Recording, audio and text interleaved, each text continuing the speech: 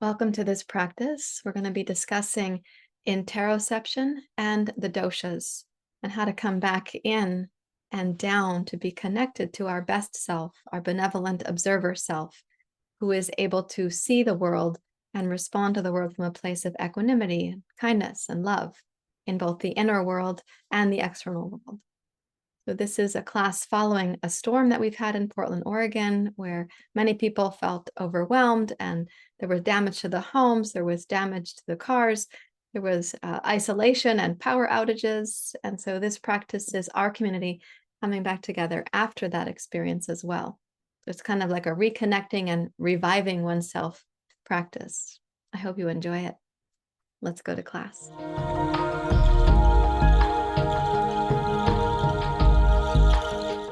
So welcome for morning practice.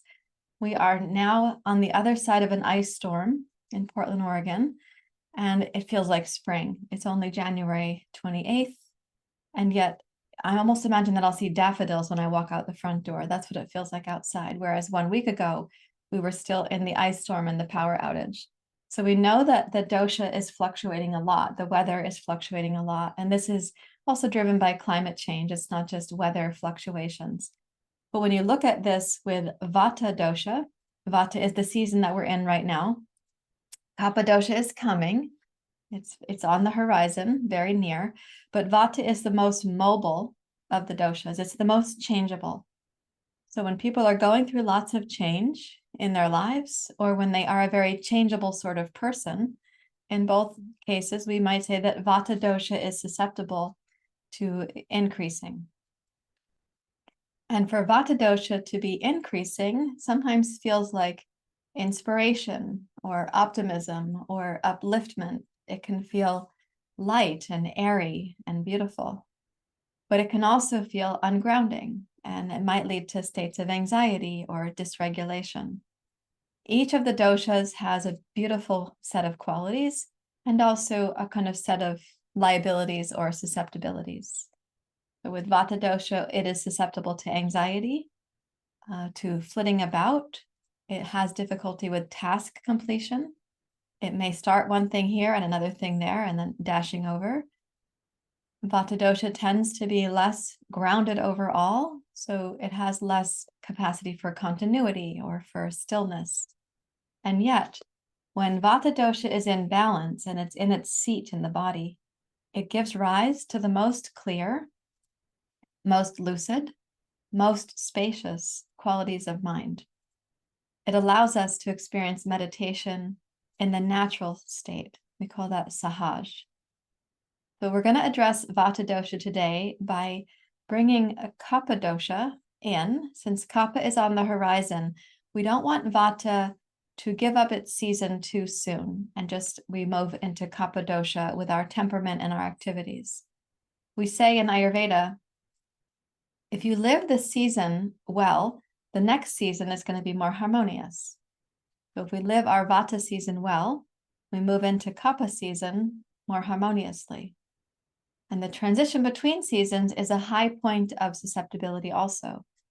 So we want to be thoughtful about the transition. And therefore, we're going to use some Kapha nourishing poses today, Kapha dosha, to help Vata dosha not get out of hand here, as it could, in the susceptibility between two seasons, become more activated.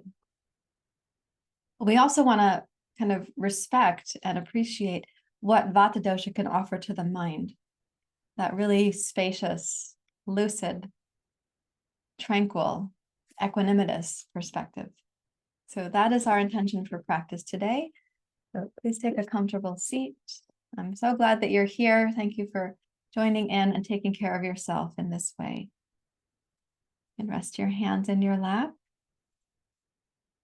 You're welcome to close your eyes.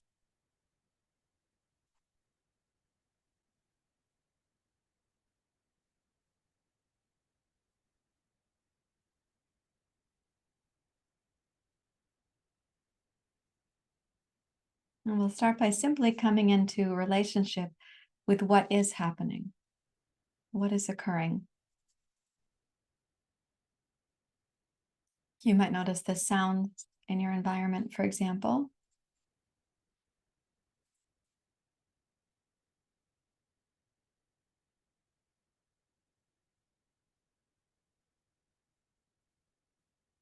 You might notice the quality of light in the room where you're sitting.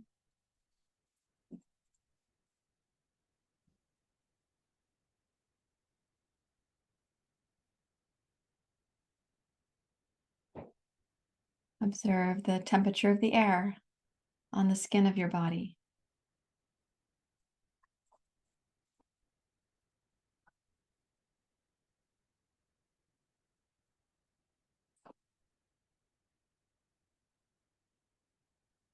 Take a moment to notice if there's any fragrance or aroma and any taste on the tongue. So you have hearing, seeing, touching, smelling, tasting, 5 senses. And each of them is always fresh in the present moment.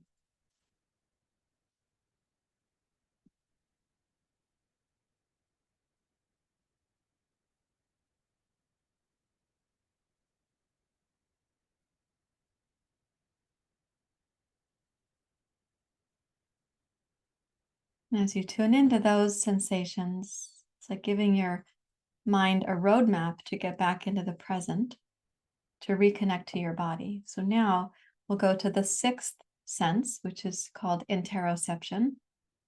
You'll become aware if you travel down like a little submarine, going down into the abdomen. And notice there any sensations associated with breathing.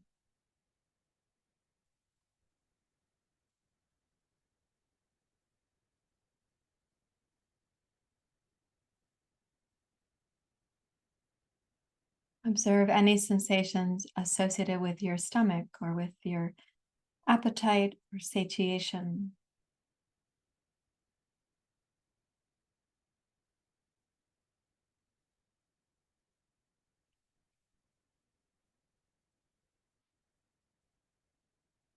As you take the submarine down into the abdomen, you might also just get a general sense of what does the gut feel like. And the gut is not only the organs in the abdomen, but also what we think of as our gut instinct or a kind of gut knowing. So tuning in, what might be present there?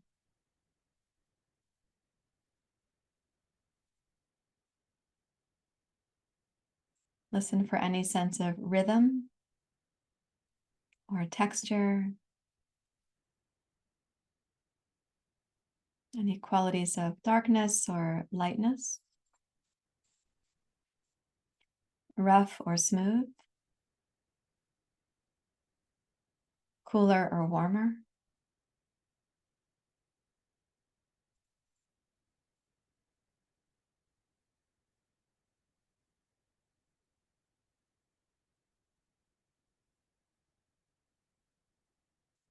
The act of tuning in is actually, at present, it's more important than what you're actually noticing. So don't diagnose or evaluate or assess yourself. Just simply use this generosity of noticing without judging, sensing, tuning in.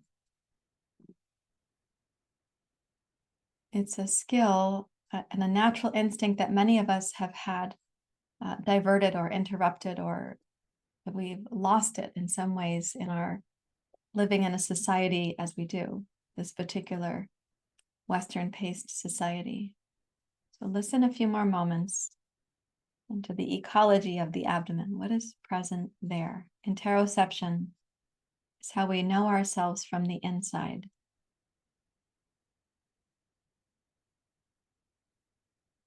It supports us to know our physiology, respiration, digestion, needs for movement or rest, our body temperature. From the gut, we sense if we're present or distracted, connected, disconnected.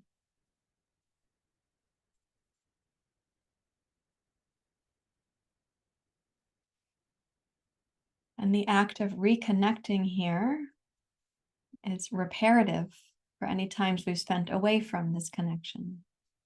It's like coming home, we call it reparative.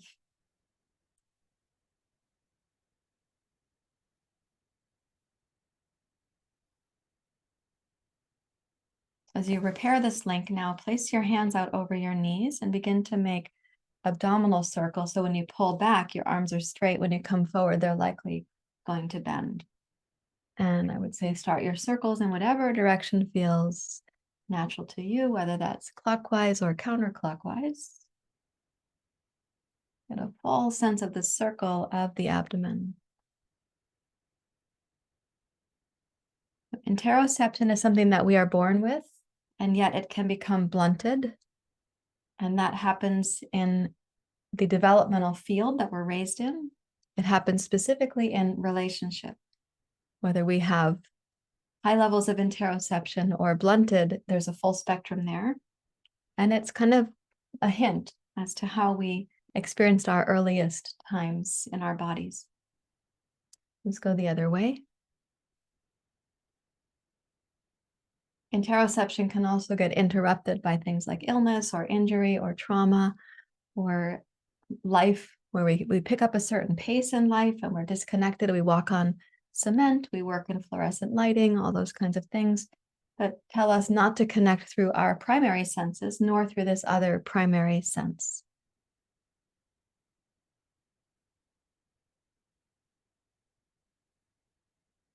Interoception is a newer word, kind of discussed quite a bit through Stephen Porges's research into polyvagal theory. Let's bring this to center. Place your hands out over your knees. Since we're looking at interoception and since it blossoms in the earliest phase of your life, I want to tell you that that is the kapha phase of life. So as you inhale, raise up, open your chest, heart, and throat. And then exhale and curl down. Squeeze the lower belly. Inhale, roll forward and up. Press against your knees to support a little back bend in the heart. Exhale, curl down, and you can pull on the knees as you flex the spine into a rounded shape.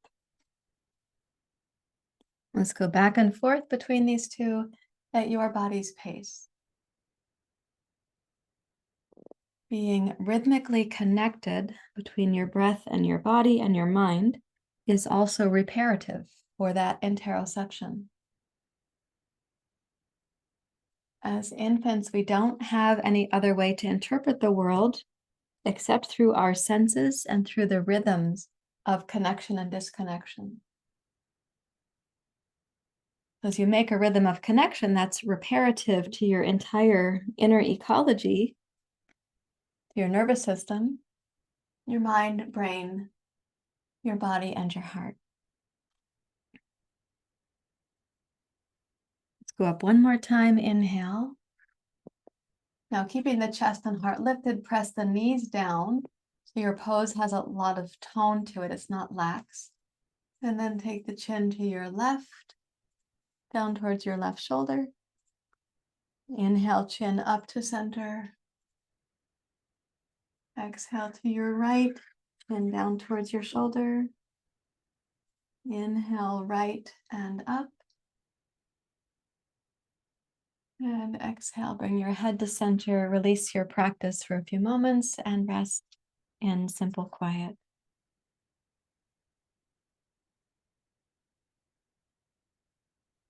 And we know as infants, we also needed resting time.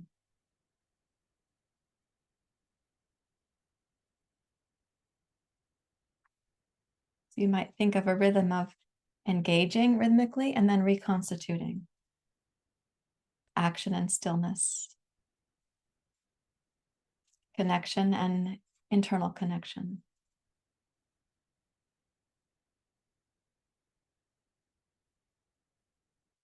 And let's come on to the knees. For anybody whose knees don't bend successfully enough or completely enough to come to kneeling, sit on a block or two, or you can do this in a chair. So you could sit in a chair. We're going to do a little bit of some side bending. So if you're sitting in a chair, you'll want a chair to either side. You could also sit on a very firm bench and have a little space on each side of you. Okay, so from kneeling, the pelvis is stable in a different way. So keep your sitting bones on your heels. Take your left hand to the floor nearby and inhale, raise your right arm up. Side bend to your left. Keep your right sitting bone grounded on your right heel. Inhale deeply.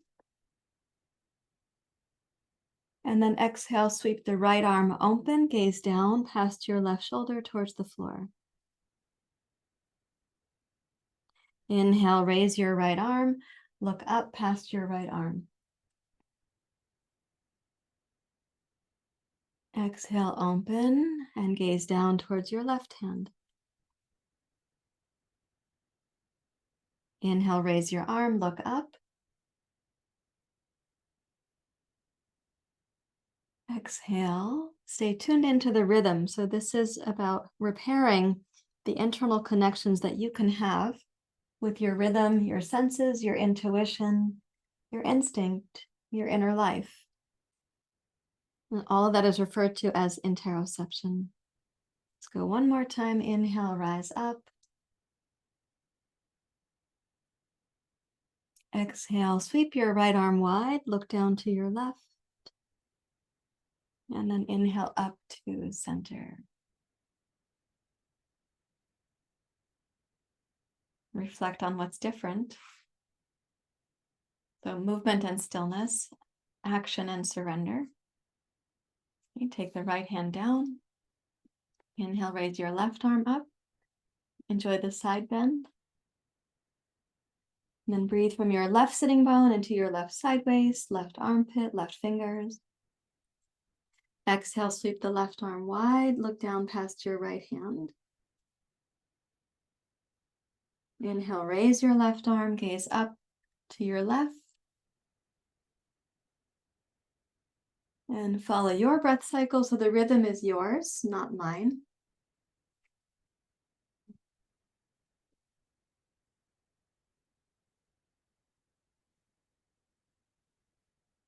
And each time that you're following the breath, take note of any place where you tend to rush your breathing or you pressure it, and make a commitment to do neither of those things. I like to think of the breath as a chance to sort of regain a sense of self-kindness, self-appreciation. And so one more time, exhale, gaze down to your right. Inhale, come up to center.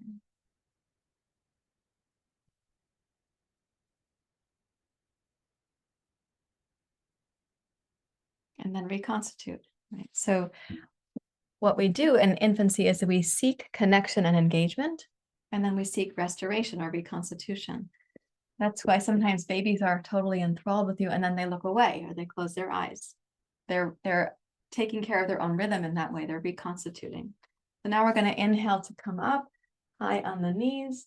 We're going to be exhaling down to child's pose, and the hands will come to the small of the back when we do that. So I recommend removing your glasses if they're going to be a hindrance. When you come down to child's pose, it'll look like this. And then we'll inhale to come up. So one of the things about having come through the storm is that a lot of people were more sedentary. And of course, in some ways, it was terrifying to walk outside. It was dangerous. And so we might have spent more time in flexion. So when you come up into this position, I want you to squeeze the butt muscles, open the front of the pelvis and the hip flexors. You can also think of this as if you were in the earliest part of your life, this would be quite a feat to do, right? You couldn't do it. You had to start by crawling first and do some other actions first. So this is a movement up. It's a movement of optimism and courage and expansion. So we go like this. This is the inhale.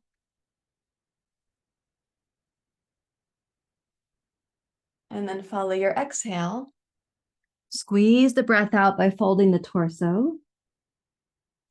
Inhale, raise up. This does activate Vata dosha here. Exhale, come down, and this activates the Kapha dosha. Inhale to rise at your body's pace. Exhale down in your own timing. Inhale, rise up and look up. And then exhale, look to your right on the way down. Inhale, gaze right and then up. Exhale, gaze left and down. Inhale left and up to center.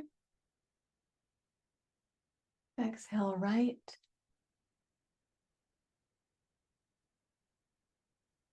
Once more.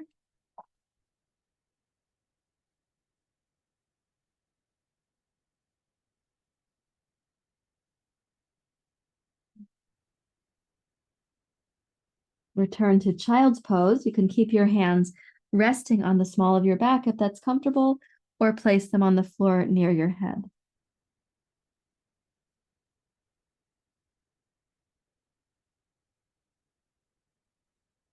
Now you'll notice in child's pose that your breathing automatically expands into the back of your waist and the sides of your torso.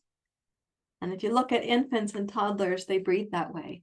If you look at adults, they don't.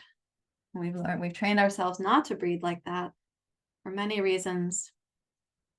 Stress is primarily indicating to breathe more in the chest to be ready for perceived threat or emergency.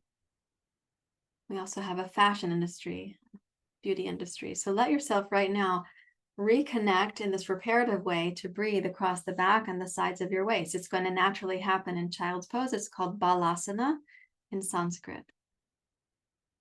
Balasana actually means the happy child.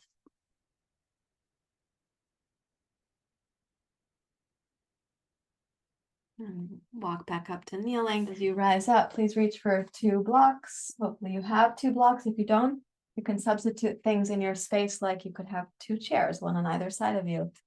Or, sometimes the space we're practicing in is so small. This has been my experience traveling and also in other places where I've lived. You just have your bed and then like a bench or something. And those are your 2 blocks, right? That's what you end up with. So you can improvise, please. Take the right foot out to the side. This is called parigasana or gate pose.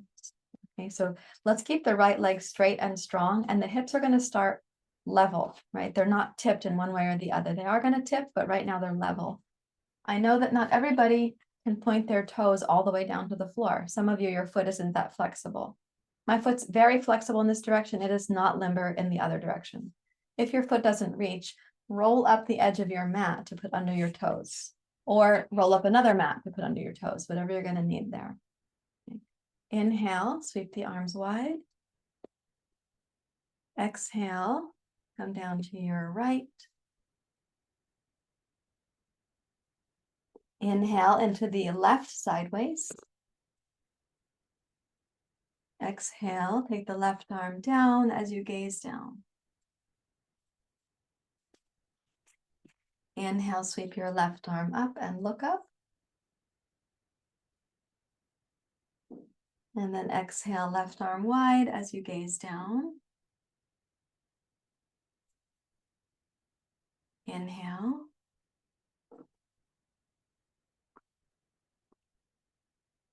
And exhale.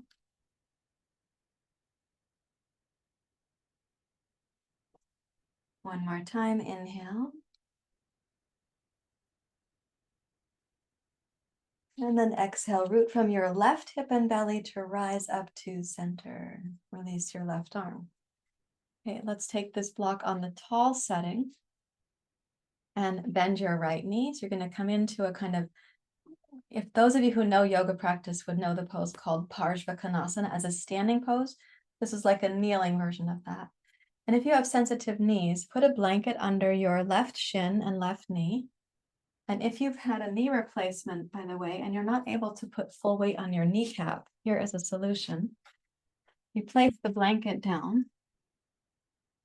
Place your shin on the blanket so that your kneecap is just over the front edge of the blanket. Therefore, it's not weight bearing there. I don't need that particular support, so I won't put it in place right now. Okay, so let's take the right knee and bend. The block is on the tall setting. Okay, this is about 90-90, we could say. The thigh is vertical, the hip and the hamstring and thigh might be vertical, the shin might be vertical, parallel, excuse me, and then vertical. So inhale the arms wide. And then bend into your right side. Place your right hand on your block. Sweep the left arm past your left ear. Now press your right arm firmly against your right thigh and focus on the side bend, which is very deliberate. You're squeezing the ascending colon. So you are working with the internal organs. And then also add a little bit of a twist to your left for the thoracic spine and your rib cage.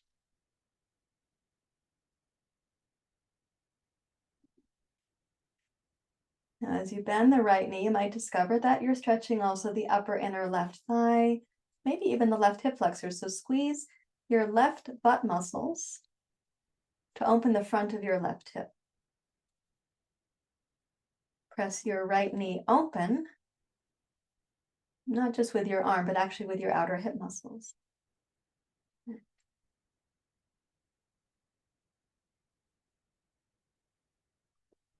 And then inhale and rise back up to center. Relax your left arm down, step your right foot in. Let me take this out of the way. Okay, let's take the left foot out to the side. This is called Parigasana. Again, if you find that your toes don't reach the floor all the way, then roll up the end of your yoga mat under your foot or put an extra blanket there. Inhale and exhale.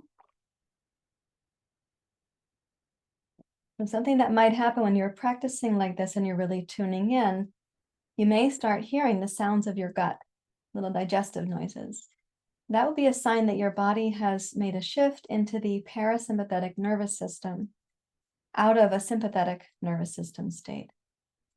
It likely has come into your ventral vagal parasympathetic nervous system, a movement away from both sympathetic and dorsal vagal. So let's keep the right butt strong, so your right hip flexors are open. And as you inhale, breathe into the right hemisphere of your torso. And then exhale, open your right arm, gaze down. Inhale.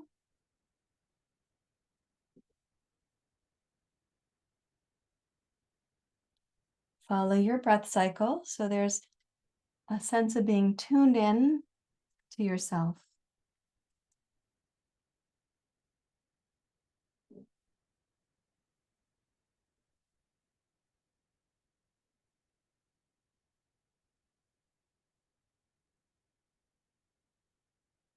Sense of being tuned in, the sense that there is someone on your team, you, who is listening, hearing, responding.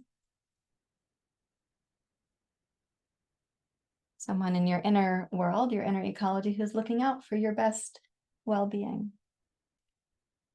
Let's exhale, root from your right hip to your right knee, rise up, release your right arm. Take the block and put it on the tall setting. And then bend your left knee. And what you're going to do is bend so that you start with this thigh vertical. I have to walk my foot back in a little ways. So this thigh vertical, this thigh parallel, and this one vertical, more or less something like that. Okay, inhale the arms wide. And then bend into your left leg. Take your right arm past your right ear. Some of you will find that you're stretching the upper inner right thigh. Tone your right butt on the back side, so you can actually press that forward to open your hip flexors. Focus on your side bend. You're squeezing the descending colon. Add a little bit of a rotation for your thoracic spine and your heart.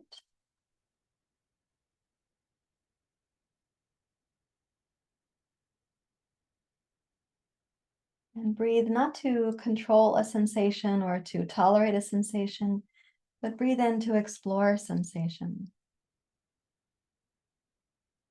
Breathe in as an act of listening inside.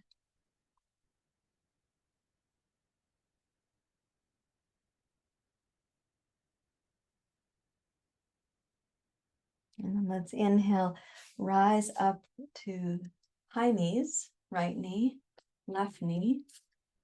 And then come down to Vajrasana, to kneeling.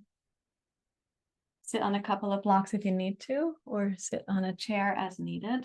Take care of your knees.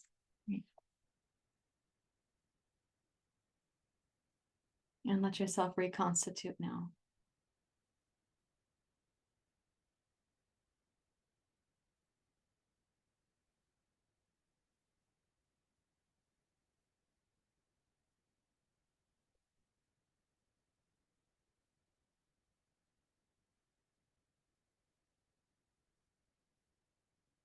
And then come up to Prasarita Padottanasana. You won't need a blanket, so you actually can put it aside for the time being. So Prasarita Padottanasana means take a wide stance and come into a forward bend. You can either use blocks like this to reach the floor, or you can set the blocks aside but near enough to you and come down to your fingertips or your palms on the floor. And some of us will come down to the elbows or the forearms on the floor. There is no competition. No one is doing better yoga than somebody else. It's not based on some measure with a protractor, nor do we compete with our yoga practices. So let's start bringing the breath in now, where you're going to balance your inhale with your exhale. So start kind of counting the breath lightly to yourself. If your inhale is 6 counts, the exhale will be about 6 counts as well.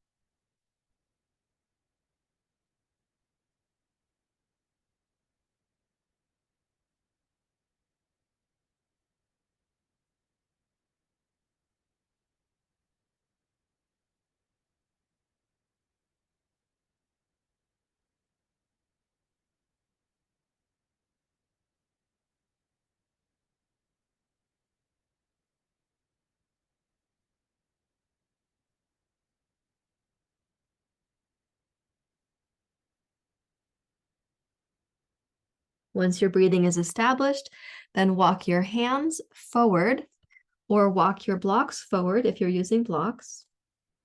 So stretch out your torso, lengthen from your fingertips to your sitting bones, and then root down from your sitting bones into your heels and your toes. Make the legs stronger, the toes and the feet more grounded like a root system. This pose is nourishing for the Kapha dosha. To balance your inhale with your exhale is an act of concentration and attention.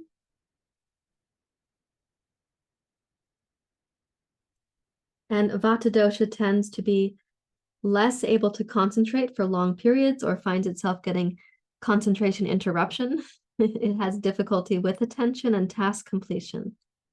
So as you count the length of the breath, concentrate and give loving attention to your body, your breath, to yourself.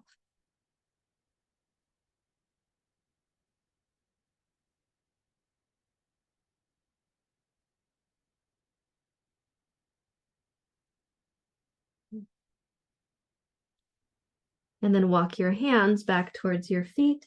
Raise your hands up to your hips. And with your inhalation, rise up to standing. When you come up, then turn the left heel slightly out and the right foot directly out to the right. So the space between your feet right now could be about 1 leg length for you. Might be a little bit shorter depending on what your capacity is today.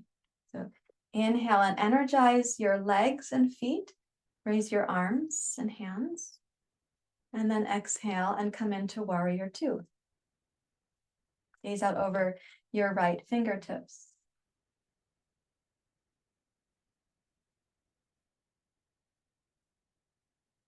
And let's balance the inhale with the exhale. So as we hold steady in a yoga pose, Vata dosha is asked to come down and take a seat, basically. Kapha dosha gives us our root system. It gives us a sense of stamina, resilience. And as you balance the inhale and the exhale, again, that concentration and attention come in. So you're giving yourself like a full yoga therapy treatment in warrior 2, Virabhadrasana 2.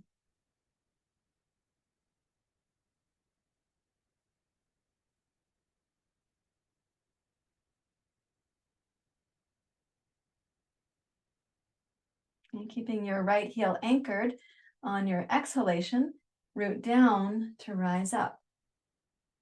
And then turn your right foot in, turn the left foot out. Check that your right heel goes a touch back behind your foot, so you've given this little bit of an angle. Inhale the arms wide. Energize your legs as you come down to warrior two. Gaze over your left fingers.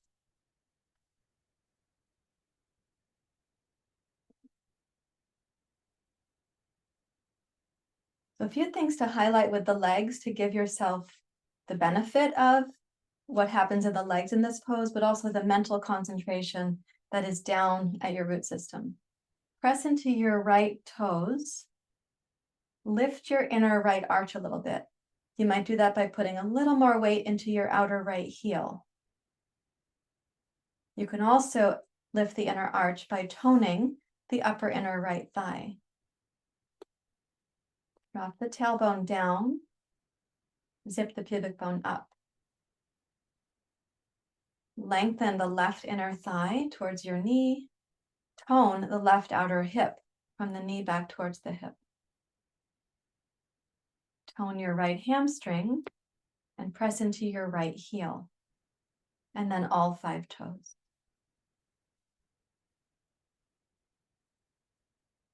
And notice what it's like to orient for your foundation to be really solid on your behalf. I'm going to follow an exhale to rise back up. Inhale, turn the toes in. And because your stance got a little bit wider, resume your Prasarita Padottanasana stance. Reach back to clasp your hands, roll the shoulders back. Give a really good squeeze of the shoulders behind you during the ice storm. I think a lot of people were huddling, keeping warm. So squeeze the shoulders back, set the arms back, energize your legs, let the hips come just forward in line with your toes, and lift your heart to look up.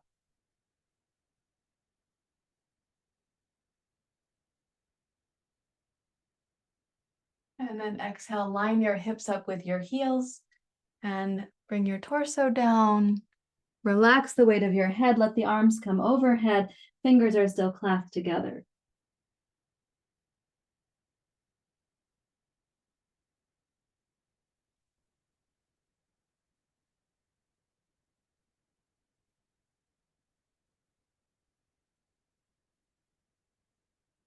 Follow your inhale and your exhale. Balance your in-breath with your out-breath, so you're still lightly counting, concentrating, and creating an internal mental space where you are connected and grounded.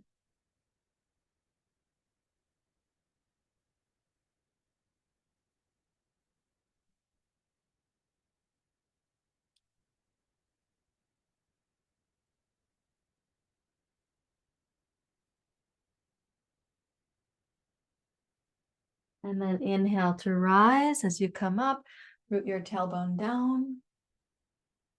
Exhale, release the clasp of your hands, and let's go heel, toe, heel, toe, heel, toe to mountain pose. Let your arms relax. They can dangle. Notice your body moving energy around. So the noticing of that, the going inside with that, like that little submarine, is how we refresh our experience of interoception.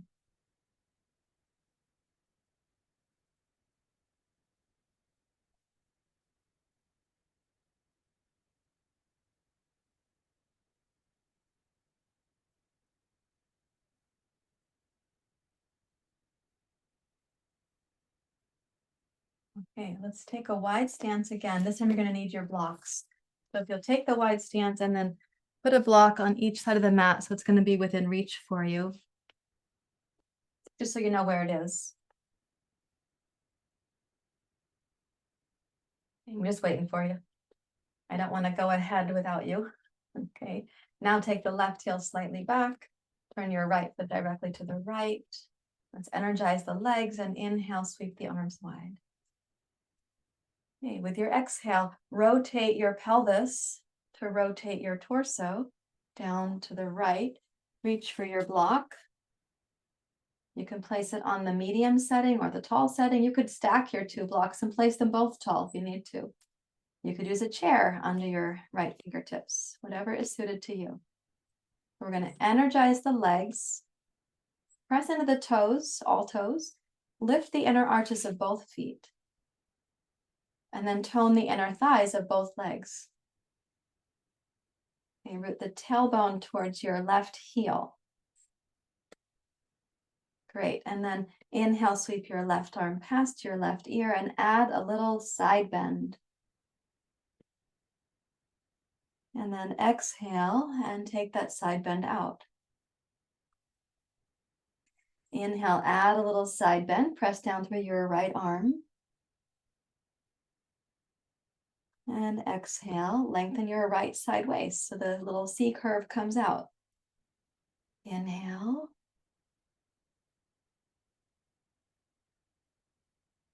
Exhale. It's not a movement of the pelvis, it's a movement of the rib cage. So we inhale, side bending. And then exhale, not side bending. Let's do one more.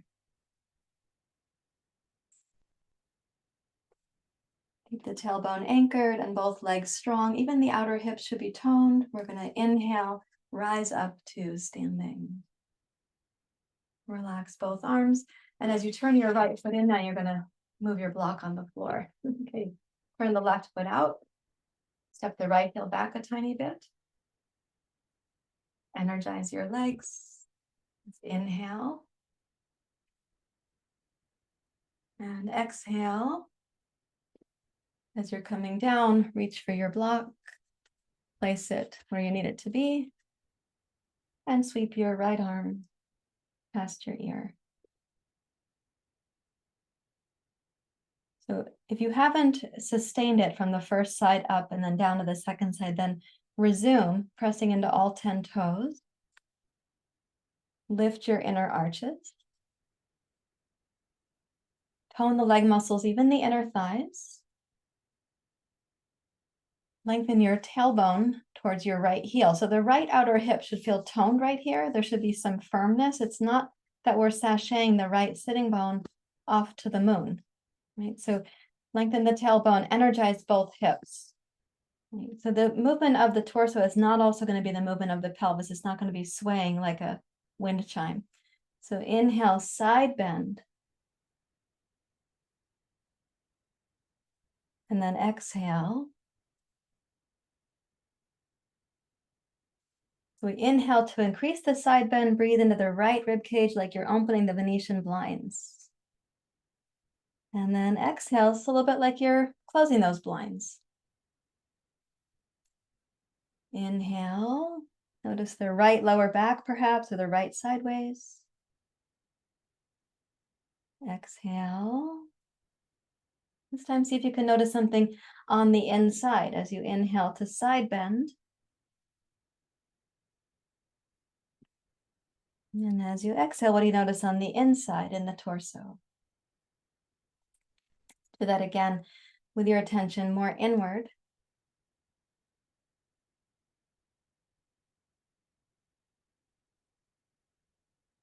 And then keeping your legs grounded. Inhale, rise up. Exhale, turn your left foot in. Resume your Prasarita stance, which probably got a little bit scooted out there. Your blocks got tossed about too, so place them on the tall setting now, back out where you're going to have access to them. And then turn your left heel out and your right foot. Inhale, energize your legs. Remember, all 10 toes, the arches of both feet, by sign language, all 10 toes, the arches of both feet, the inner thighs, and then root the tailbone. Now exhale, bend your right knee and come down to your right. And you could put the block tall, you could put it medium. You could put it small if you want to. It's not required. Sweep your left arm past your left ear. Okay, root the tailbone towards your left heel. Good. Yeah, so both inner thighs are engaged, right side, left side. Press your right knee open towards the wall behind you. The right knee should line up with the third toe of your right foot. You can use your right arm to some extent, but I'd like you to use your outer right hip muscles. You know, that's the primary mover, or should be, for your right hip. The right arm adds a little nourishing supportive leverage. Okay. So inhale from the left heel to the left fingertips. And now inhale, side bend. And exhale. Inhale, reach long as you side bend. Exhale, keep the outer hips toned, the inner thighs toned, the abdomen becomes more toned during the exhale. Inhale. And exhale, tone the lower belly to add to the lower hemisphere of the body being really stable, and then rotate your chest open. And now we'll inhale and rise back up. Turn your right foot in, it's going to move your block. Turn the left foot out. Step the right heel slightly back. Okay, energize all 10 toes, my sign language.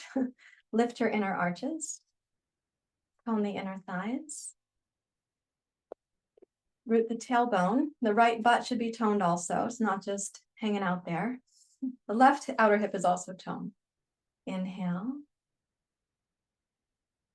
And then exhale. And let's take the block on the tall, medium, or small. There are no awards given for getting down to the floor. And in some cases, if you go that low, it blocks you from having the movement of the torso that we're focusing on. Kapha dosha has its home in the chest and the heart. Vata dosha has its home in the seat of the pelvis and the colon. So as you reach the right arm past your right ear, let's inhale from the right heel to the right fingertips. And then inhale, side bend. And exhale. Inhale. Follow your exhale, so it's your pace, not mine.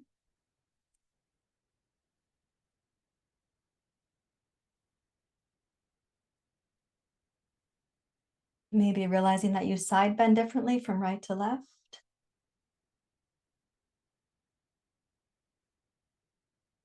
If you can sense the inner experience of the breath in the body. We'll do one more.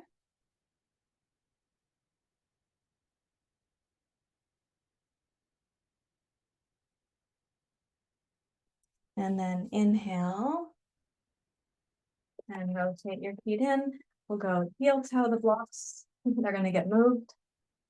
Come to mountain pose. Allow the arms to dangle. It's okay to close your eyes if you like. You might sense the circulation in the inner body right now. And you may feel that in the chest and heart region.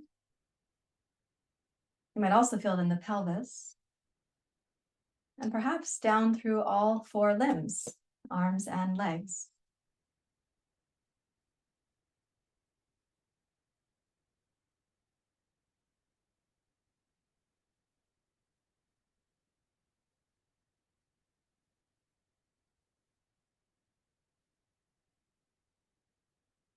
And now we're going to take a blanket to sit on. And I'll recommend to you that for the blanket that you sit on, you could have it folded one little bit extra than your normal fold. So what I mean by that is, if you normally fold it in half, fold it in thirds, like this. As you place that to sit on, in Baddha Konasana, please, which is the soles of the feet together. This is called Baddha Konasana.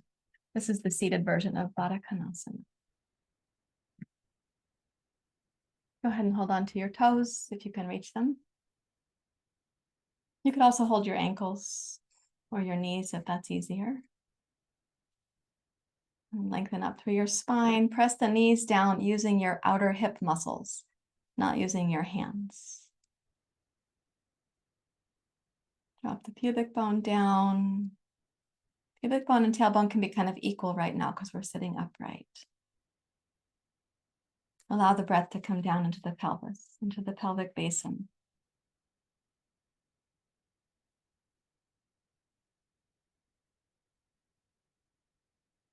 And then begin to come forward. In this case, not rounding the spine, but coming forward with a relatively straight spine. Of course, our spine is not made straight, and if it were totally straight, that would be problematic, but come forward with a relatively straight experience of your spine. Lengthen through the crown of your skull.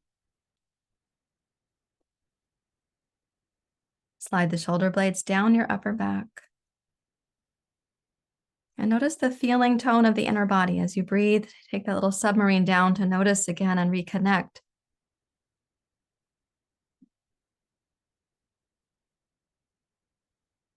Remember that it's reparative to reconnect to your interoception, and not only to reconnect in class, but to develop it as part of your daily life. Your well-being depends on interoception. It's how we know when we're hungry or satiated, when we're thirsty or satiated, when we need movement, when we need stillness, rest, or activity. It's also how we know that we're connected to others and the world around us. Also gives us access to our intuition and a kind of wise inner instinct.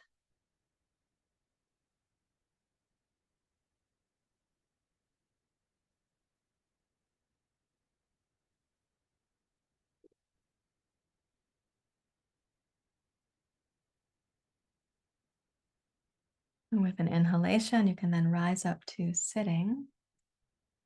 And let's fold the left foot on the inside, and you can point the toes if possible, like this, and then take the right leg out straight. At this point, you may want to sit on a little bit less blanket, or some of you would need a little bit more blanket. It's going to be based on your hip structure. I just scooted mine back. So when you take this seat, we're going to be coming forward first. That means that the legs are like at 90 degrees here, but we're going to come down the middle.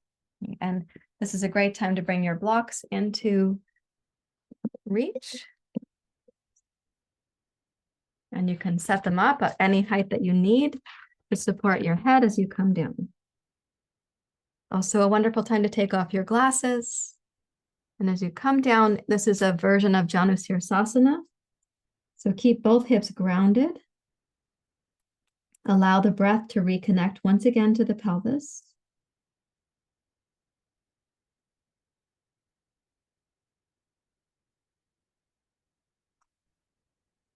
Energize your right leg. So the right leg is not passive. It's not in Shavasana. The right leg is still doing yoga with you, not in Shavasana.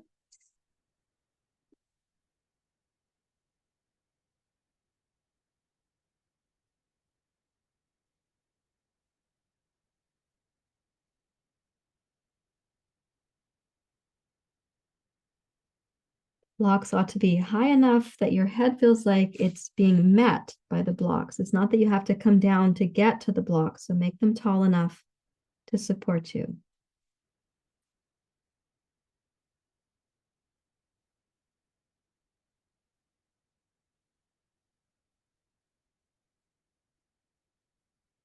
And walk your hands back towards your knees, press down against the floor, rise up with your heart. Let's take the two blocks over here. Now, you don't really know how high they're going to need to be. You may not even know quite where to put them, but we're going to add the side bend and the rotation in this position. So to do that, we'll start in a more beginner's mode, and the blocks I hope are going to be helpful for your neck to feel comfortable here. So place the right hand in the center where you were just headed. Twist your spine a little bit to your left. Begin to side bend to your right. The reason the hand comes here and not to the leg is that lots of us then we lean backwards or we reach like this, but we're not really twisting. We're reaching and we're going like this. So it's more of a twist down than a twist up. So place the hand here. Remember that Kapha dosha has its home in the chest and the heart. So add this bit of rotation. And as you start side bending over your right leg, you're going to decide how high do the blocks need to be of support to you. And hopefully you found that to be, you can place above your ear. That's where the block goes, not on your ear, higher than your ear. Just get accustomed to the position, root down with both sitting bones. This is called Parvrita Janusirsasana. Okay, sweep your left arm in front of your face and then alongside your left ear and add a little twist to your left.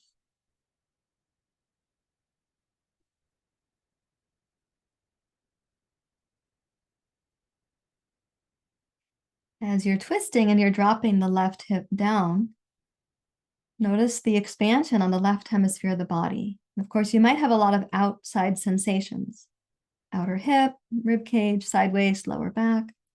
Let's see if you can go to the interior sensations and get curious there too.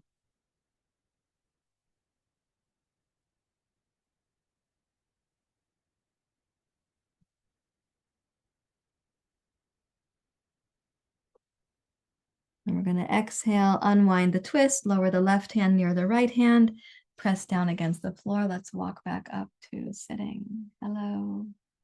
You might feel like a little bit dreamy or a little bit spaced out because you had some compression in the torso there. And that compression can then cause a physiological re-regulation. It's beneficial. You're getting circulation, prana is getting redistributed. You might feel a little bit spaced out or woozy. And let's bring the right foot in and the left leg out.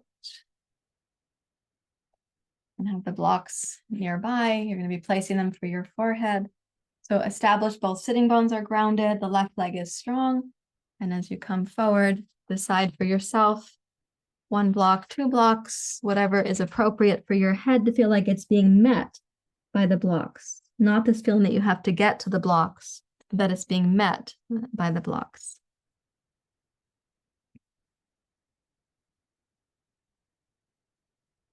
Welcome the breath to come down into the pelvic basin. Remind yourself that yoga is not just for the musculoskeletal body. So as you direct the breath, as you feel into the inner body, you're recalibrating prana. You're asking your doshas to come into balance. And you're also cultivating interoception, and kind of rhythmic inner knowing of yourself.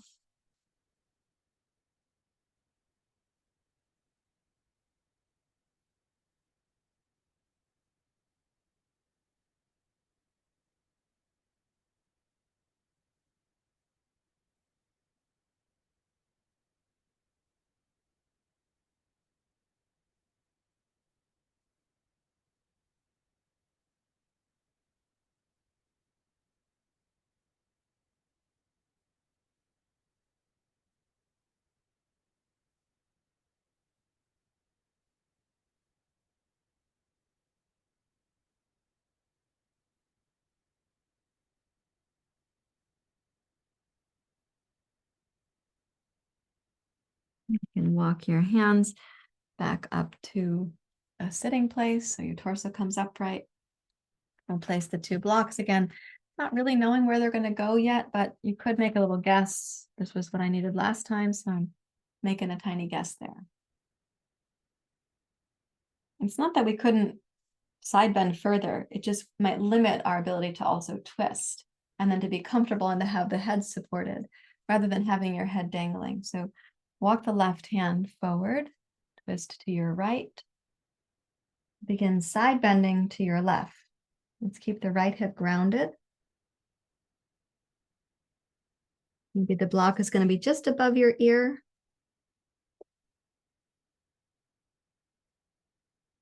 Notice where you've arrived to, what's happening in the inner body, not just the outer body. And you can sweep your right arm past your face and then past your right ear.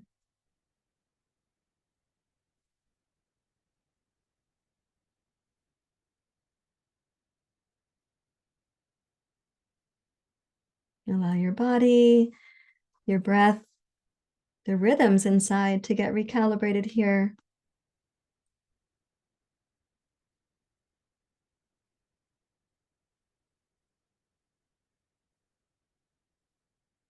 I really like this Parvrita Janusirsasana for balancing all three doshas, actually. So Vata dosha has its seat in the pelvis. We're asking it to come back with each inhale to the pelvis, each exhale from the pelvis. Kapha dosha is in the chest and the heart, this little rotation that we're doing, the side bending we're doing, the exercise of the lungs and the intercostals. We're just asking that Kapha dosha to wake back up, not to be sluggish. And Pitta dosha has its home in the stomach, in the digestive region. So also asking that to come back home right now. And we're going to exhale, release. You can use your hands to walk yourself back up to sitting. And let's take a seat in Siddhasana. Siddhasana means that we're lining the heels up. And of course, that may not be your best seat. So you're welcome to sit in Sukhasana, which is crossing the ankles. You're welcome to sit in any pose without a name. You don't need to have a Sanskrit name for it. You could sit in Padmasana, which is lotus pose. You can also sit on the chair. You could sit on the dog if you had to, and if the dog agreed to it.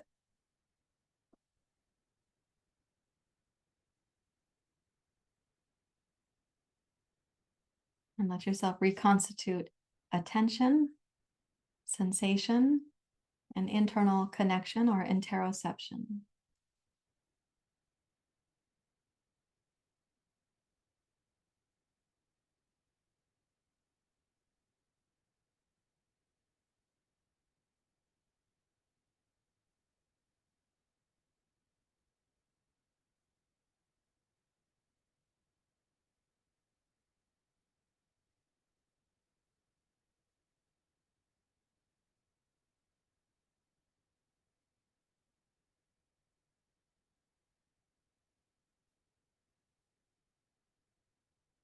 Now you'll need two blankets and a block. I recognize that you don't all have two blankets, two blocks, and like a little yoga studio of yoga props. And since some of you have only one block, so you're moving it side to side, which is totally fine. We're going to do this restorative pose as a method where you have two blankets and one block versus needing two blocks and two blankets. So let me show you how to do this. We'll take this blanket. Now you're going to roll it.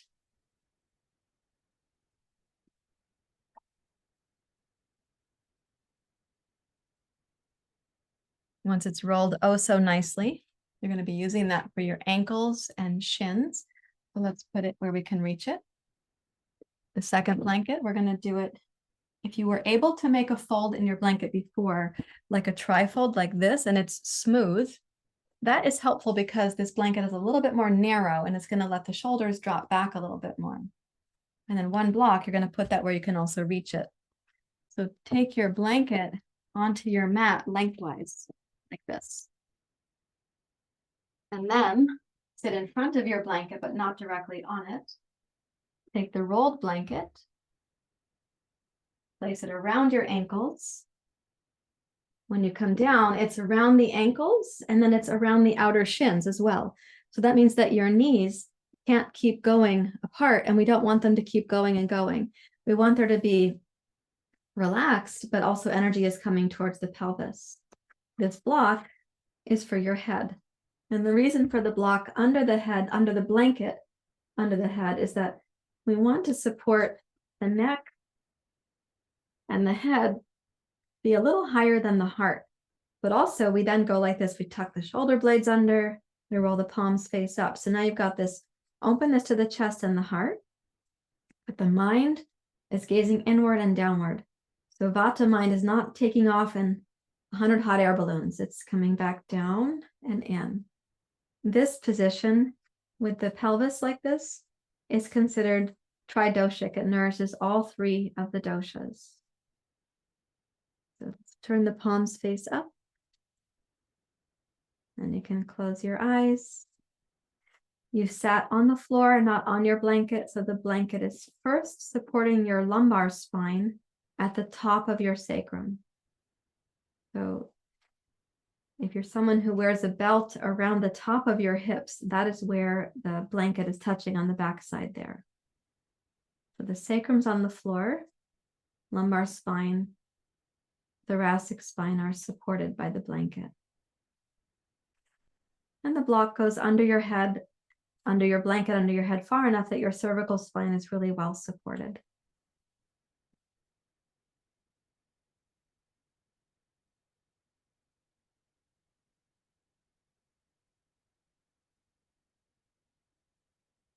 Allow your attention to go inward and downward, kind of like in the pelvic basin.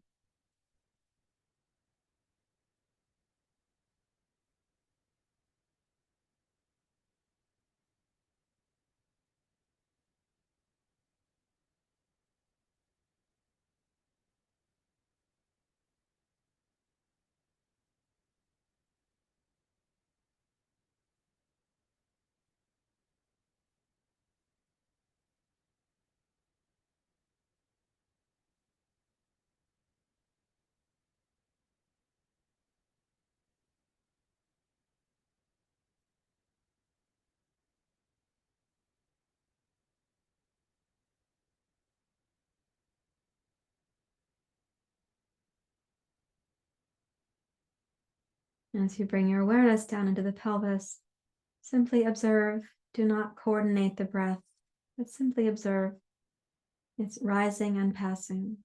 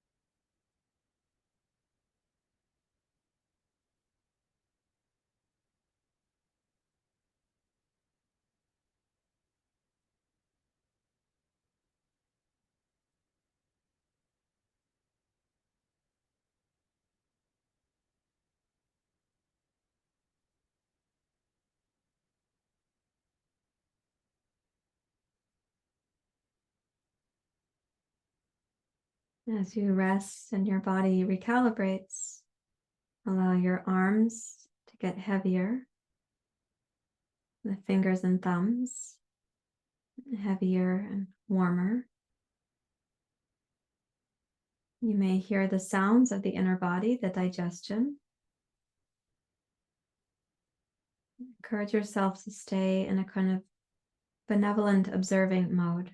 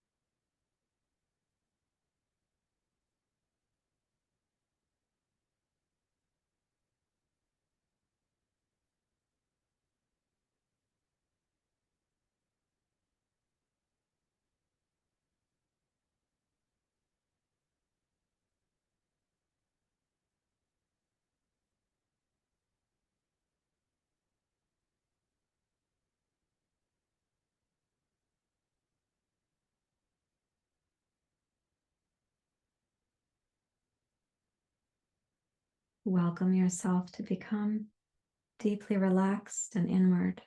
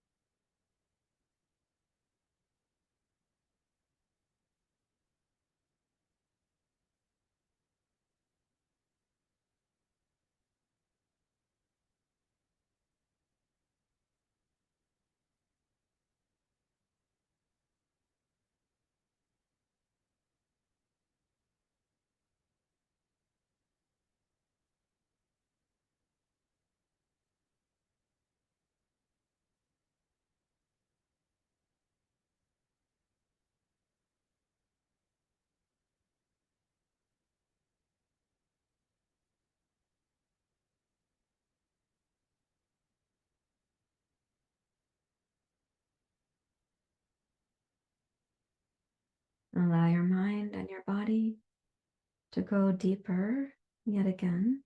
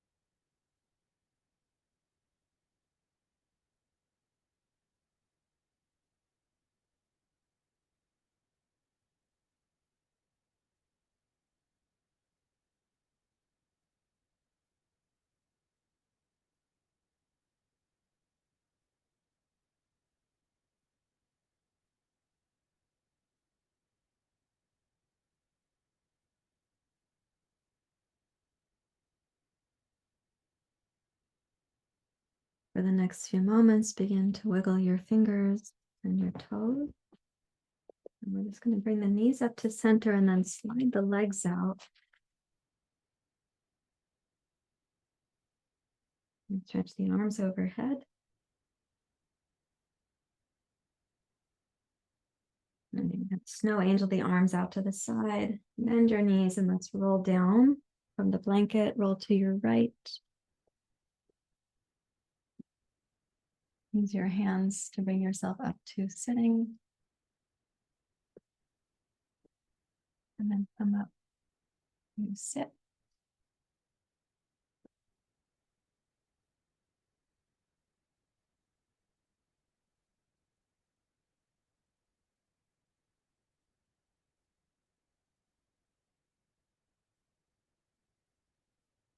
Your hand in your lap. If you find that your mind does tend to be busy and it launches little rocket ships or hot air balloons, and turn your palms face down. Sometimes it's also helpful to rest the hand, one in the lap of the other, down low in the pelvis, and then to have your focus be down. If you find that your mind tends to be sluggish or you kind of nod off in meditation, it can be helpful to put your palms face up. If you aren't sure what's going to happen, choose what's comfortable for you.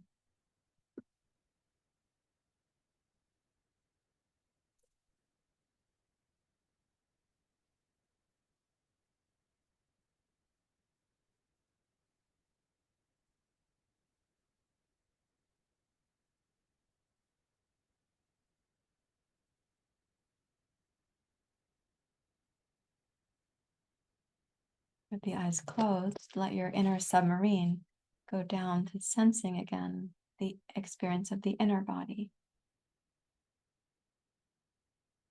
You're sensing, but not evaluating or assessing, only noticing.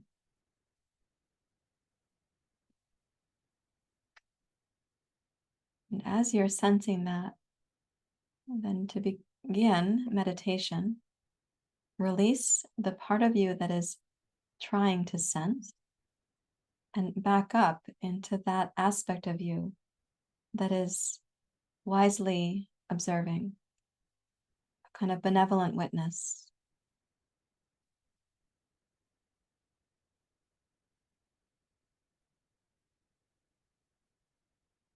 It's the inner presence that observes you making an effort. So we're going to release the part of us that makes the effort and lean back into the wider presence, your benevolent witness.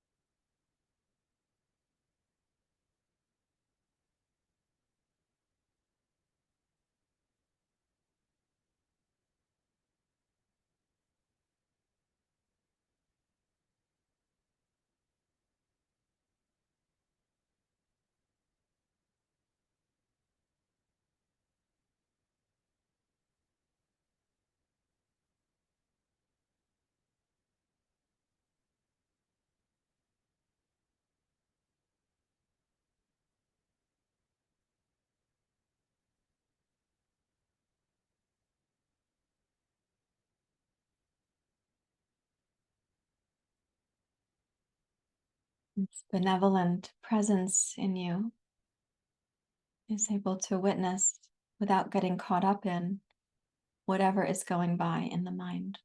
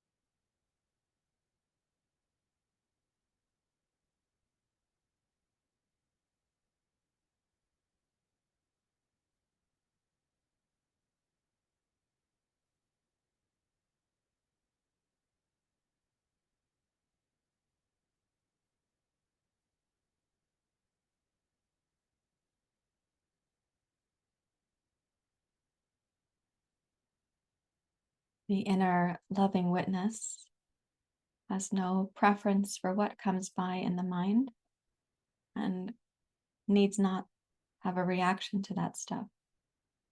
Each thing is treated equally and spaciously.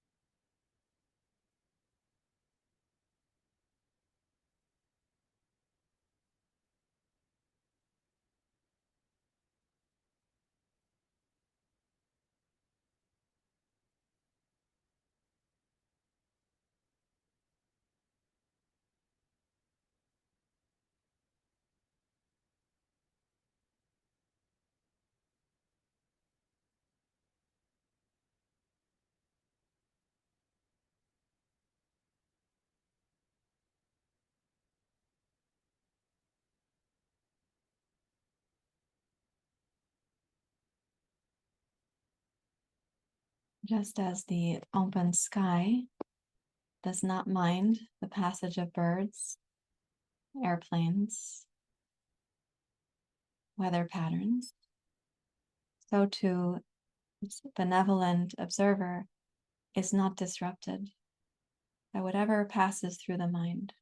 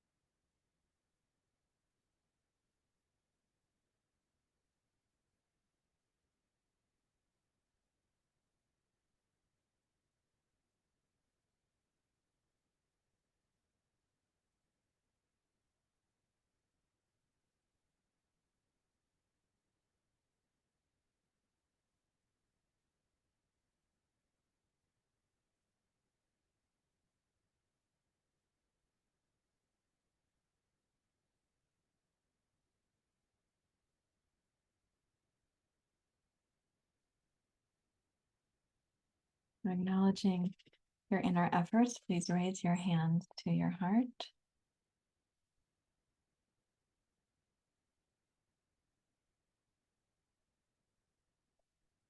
Om Purnamadaha Purnamidam Purnata Purnamudachyate Purnasya Purnamadaya Purnameva Vashishate Om Shanti, Shanti, Shanti. Hari Om. Shri Guru Pyo Namaha. Hari Om.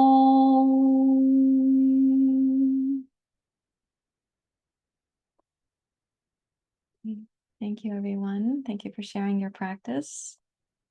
Namaste. Thank you for sharing your practice. I hope this was nourishing for you. As always, leave your questions and comments down below the video. If things that I spoke about during class intrigue you, we do have a yoga psychology training, a yoga therapy training, and also a yoga teacher training for the introductory level of yoga teacher training as well. You can learn all about that with the URL across the screen here or down below in the description of the video.